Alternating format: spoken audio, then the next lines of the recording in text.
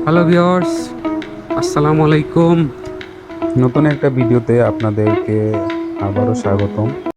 একটা কথা বলতে বাধ্যই হচ্ছি, একটা বাইক পোষা আর হাতি পোষা একই কথা।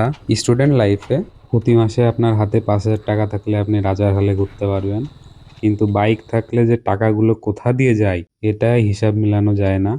এই বিষয় নিয়ে আজকে কথা বলবো যে একটা বাইক কেনার পরে কি কি খরচ থাকে এবং কিছু মেইনটেনেন্স টিপস দিব আপনাদেরকে। চলেন শুরু করা যাক। একটা বাইক কিনলেই কিন্তু খরচ শেষ হয়ে যায় না। একটা বাইক কেনার পরই খরচ আরও বেড়ে যায়।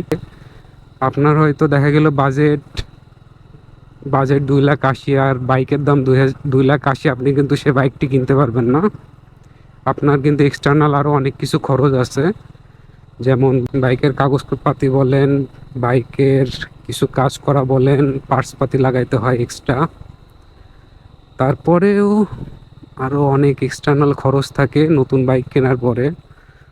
মেনটেনেন্স করতে গেলেও আপনার অনেক খরচ হয়, যে বিষয়গুলো মাথায় রেখে বাইকটা কেনা ভালো। একটা বাইক কেনার পরে কাগজে আপনার 15,000 থেকে 20,000 টাকা খরচ হয়ে যায়, যেটা হিউজ অ্যামাউন্ট। তারপরে কিন্তু খুঁটিনাটি কিছু কাজ থাকে যেগুলা লাগে। নিউ বাইকের মেইনটেনেন্সের কথা মাথায় আসলে প্রথমে আসবে ব্রেকিং পিরিয়ডের কথা। ব্রেকিং পিরিয়ডে 5,000 RPM মেইনটেনেন্স করা খুবই গুরুত্বপূর্ণ আমি মনে করি। ব্রেকিং পিরিয়ডে আপনার অয়েল চেঞ্জের বিষয়েও মাথায় রাখতে হবে। প্রথম যখন আপনি নতুন বাইক কিনবেন তখন আপনার 300 কিলোতেই প্রথম ইঞ্জিন অয়েলটা ড্রপ দিয়ে দেওয়ার চেষ্টা করবেন। পরবর্তীতে 500 কিলোতে ড্রপ দিবেন।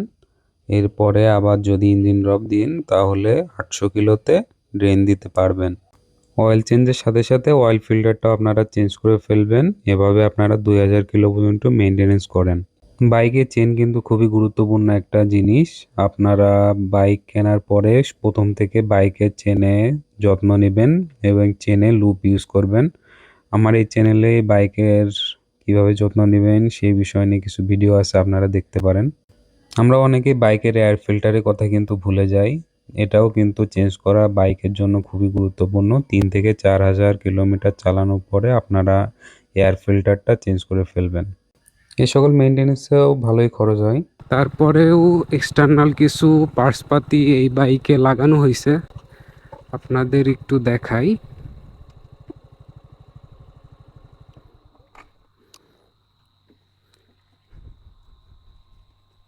বাইকটি কেনার পরেই আপনাকে অবশ্যই একটা সেফগার্ড লাগাইতে হবে। সেফগার্ডটার আপনার প্রাইস পড়বে 600 থেকে 700 টাকা। এখানে যে ডিস্কলকটা লাগাইছি এটা জেনা X1। ডিস্কলকটা ভালোই, আপনারা চাইলে নিতে পারেন। আমি ডিসক্রিপশনে লিঙ্কটা দিয়ে দিব। ডিস্কলকের প্রাইস আপনার 1,600 থেকে 2,000 টাকা পড়বে। এরপরে সাইলেন্সারের সেফটির জন্য এটা লাগাইছি, এটা 200 টাকা। আর এটা পড়ছিল, এটা কিন্তু শক্ত মোটাটা। দেখুন এখানে একটা দাগ আমাকে বাঁচাইছে, দেখতে পাচ্ছেন কি না। এটা আমি দারাজ থেকে নিয়েছিলাম। এটার প্রাইস পড়ছিল 300 থেকে 350-র ভিতরে। এটার লিঙ্কও আমি ডিসক্রিপশনে দিয়ে দিব। এরপরে আমি একটা মোবাইল স্ট্যান্ড লাগাইছি, এটা মোটো উলফের। এটা 1,000 টাকায় আপনারা পেয়ে যাবেন, যদি লাগে আমি লিঙ্ক দিয়ে দিব। এরপরে এখানে একটা আয়নার এক্সট্রা লাগাইছি, এটা 150 টাকায় দুইটা পেয়ে যাবেন। এরপরে ব্যাগ ঝোলানোর জন্য একটা হুক লাগাইছি, এটা খুবই দরকারি একটা জিনিস। ব্যাগ ক্যারি করতে অবশ্যই এটা লাগবে। এটা আপনি 200 টাকায় পেয়ে যাবেন। এখানে একটা প্রোটেক্টর লাগাইছি, প্রোটেক্টরটা আপনারা 200 টাকার আশেপাশে পেয়ে যাবেন, ব্ল্যাক কালারের।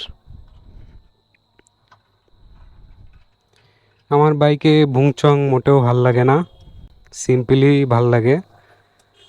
এই জন্য যেগুলো দরকারি আমি শুধু সেইগুলোই লাগাইছি, আপনারা চাইলে এক্সট্রা কিছু লাগাইতে পারেন। এটাই আর কি।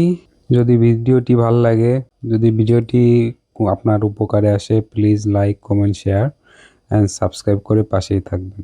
Thank you. আবার দেখা হবে কোনো এক নতুন ভিডিওতে।